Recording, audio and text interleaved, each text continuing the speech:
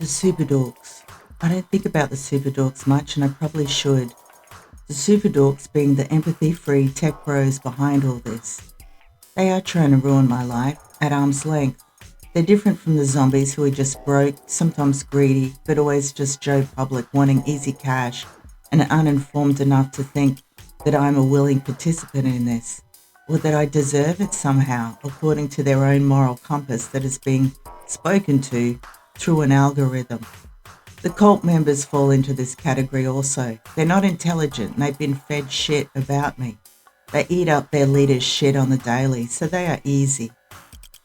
The rapists fall into the same category as the super dorks. They need no propaganda, they are just sick addicts.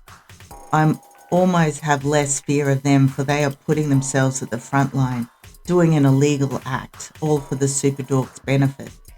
That's why they require payment. Maybe some of them wouldn't risk the act otherwise.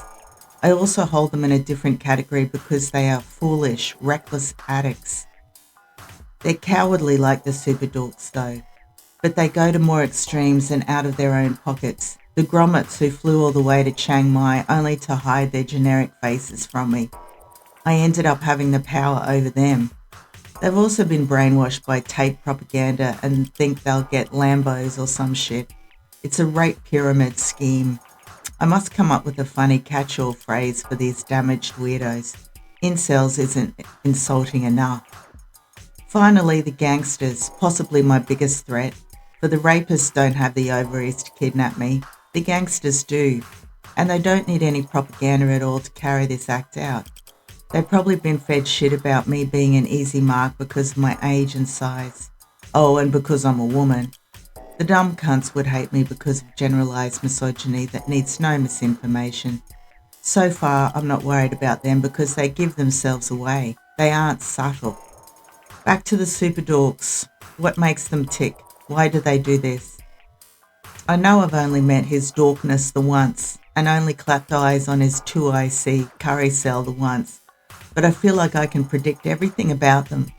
Just being online and seeing so many like them, plus understanding the miserable manosphere. They really are just tapping into the absolutely huge market that is males in the manosphere. Maybe not even those in the manosphere, just males interested in watching IBA footage of women who won't choose them on dating apps. So the butthurt rejected males, the ones who believe that women only choose the top 10% of males in dating apps. A little aside here, in case any manosphere males are reading this, which I doubt. We'd prefer to choose nice fives for longer term lovers, but there aren't any nice ones. So we just choose the good looking ones because even though they are assholes, they won't break our NSA hearts.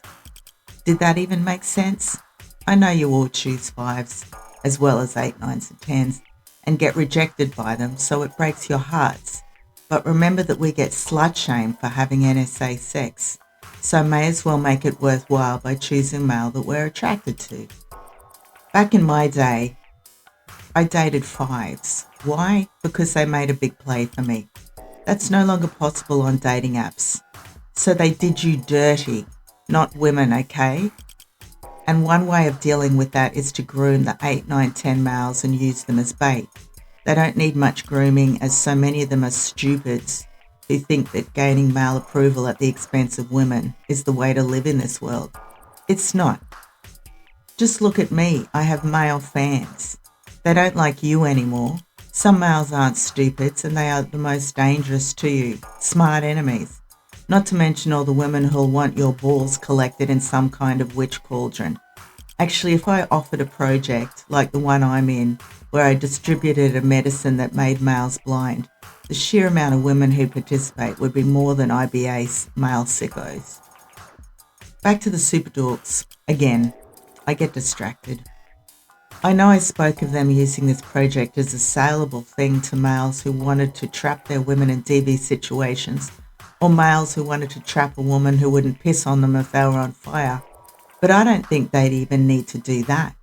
They just sell participation in this ultimate game, stealing the privacy of a woman and displaying her to the world to mock and ridicule.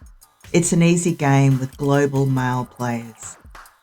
I'd still really like to know the background story of the super dorks, expose their privacy to the world. Exposing them to women globally would have me sainted as a heroine to all women and some men, real men. But I also don't ever want to meet them again, so there's that. I'd love to employ someone to go detective for me. These males are too rich, I fear, and too cluey about leaving no traces of themselves. Although they'd be chronically online, so there'd be mistakes that they'd make, re online presence. I'd need a pretty good hacker. Who was his dorkness first on the phone to? Was it Billy? I doubt it. The phone call to her came later. If he was on the phone to someone higher, then this is way scarier than what I thought. Could have been another moron tech bro back in the States or something. Or Canada. Maybe the phone call was with someone of same level as him. Man, there were a lot of them. I understand all the lower levels far too well. The gangsters, all that ridiculous toxic masculinity means they have to pose to other males and bring other males into their criminal status. They shoot themselves in the foot because of this. I've picked out every one of them so far. They don't make eye contact with me, and if they do, they look at me as a non-person. The only kidnapper who was worth his salt was Corey Ray in the MHU. He was calling me sister girl like I was Indigenous, which I always liked, though he was silly enough to discuss his plans within my earshot. I still wonder if the gangsters and amateur kidnappers are meant to expose themselves to me, simply to induce fear. And what is that? Is this experiment more about how my fear manifests and is managed? Because they, hopefully, can't commit a crime in real life with missing person consequences. They make me aware of it in the game realm so they can either monitor my fear for research purposes or allow the game subscribers to play the game through me making life-saving choices, or both. The gamers fund the research of the super dorks. The gamers are a whole different category too. I've a feeling there are wealthy, possibly famous participants who would never get their hands dirty as a zombie, a rapist, or a gangster kidnapper. They do enjoy watching my fight, flight terror. In a sick way, they may be on my side purely for their own financial gain in winning this game, or something, or not. They are just fascinated by watching me suffer. Who fucking knows?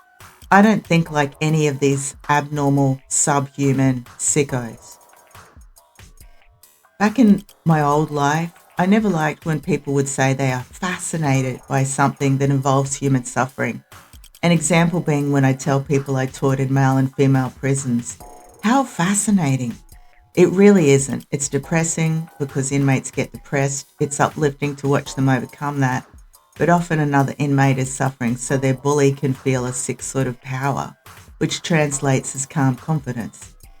The genuinely calm are inmates immersed in religion or other spiritual beliefs or creativity, or just plain intelligence and wisdom and a mixture of all of these. They do their own time and keep to themselves. I take a leaf out of their book in the prison I currently find myself in.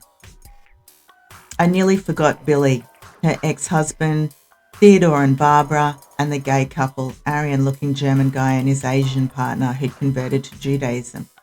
They sure didn't convert for spiritual reasons as they exuded very bad vibes.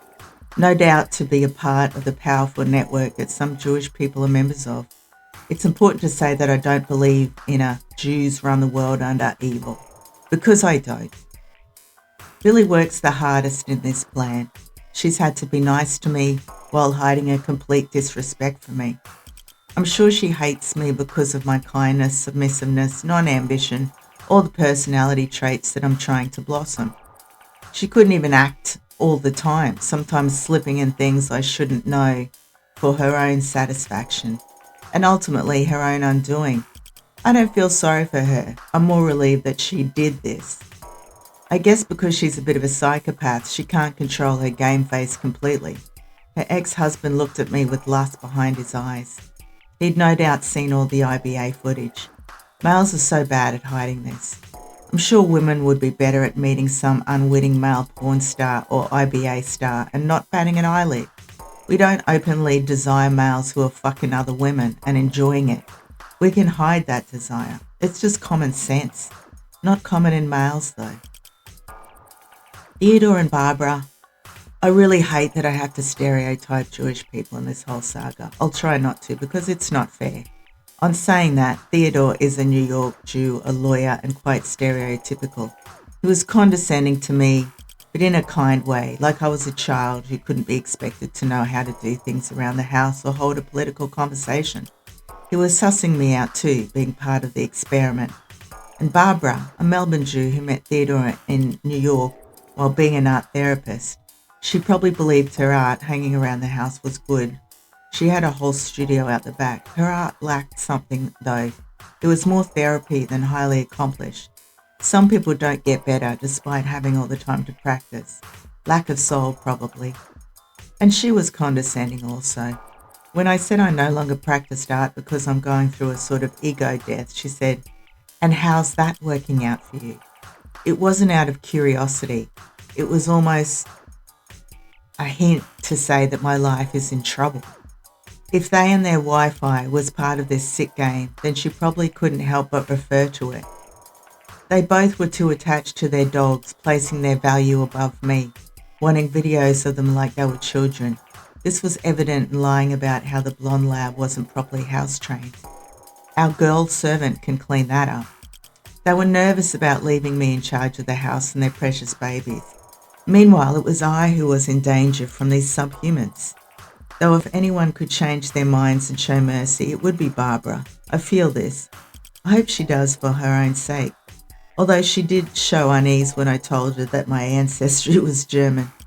For Christine's sakes, Barbara. Maybe she realised because of my skin colour that my ancestors might have been targets of the Holocaust also. I'll never know. The gay male couple whose names evade me and who happened to drop by when I first arrived, Barbara's attempt to act surprised failed, were more openly rude. The tall blonde Aryan did his best to be welcoming. He no doubt had to be, being a robot tech bro. I wouldn't be surprised if he told his partner, the Asian guy, a whole lot of propaganda about me to justify making me a human experiment subject. He was openly unfriendly to me. I felt very sussed out by this pair and I tried my hardest to win favour. How ridiculous that all seems now. They wanted me to be there, way more than I wanted to be there, had I known what was going on. Again, these people's behaviour stuck in my mind as being unnatural. Because they are. And what of all the cowardly freaks tuning in? I shouldn't be harsh. Some of them might be on my side. Those ones hold my safety in their hands, so to speak. I don't know how to win favour with them besides just being myself.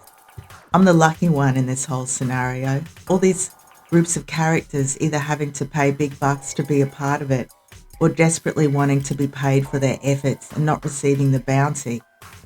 Though I wonder if they are still paid for their attempts, like NG and her hopeless kids, just to shut them up. The main losers in all this are the super dorks, who are paying out for the kidnap attempts and the location pings. Maybe it's all a financial roundabout, or pyramid scheme more like, where the gamers' subscriptions pay to keep the whole thing afloat.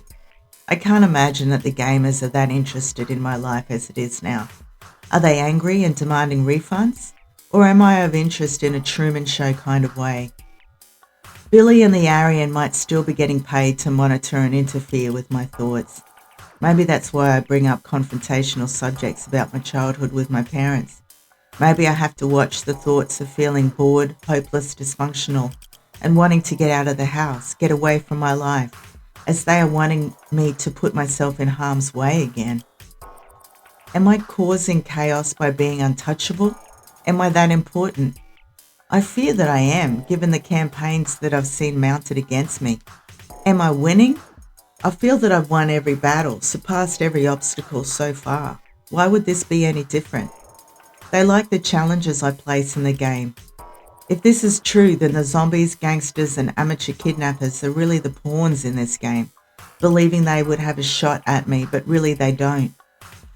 The zombies are losing in that they would want that Pokemon game money to keep flowing.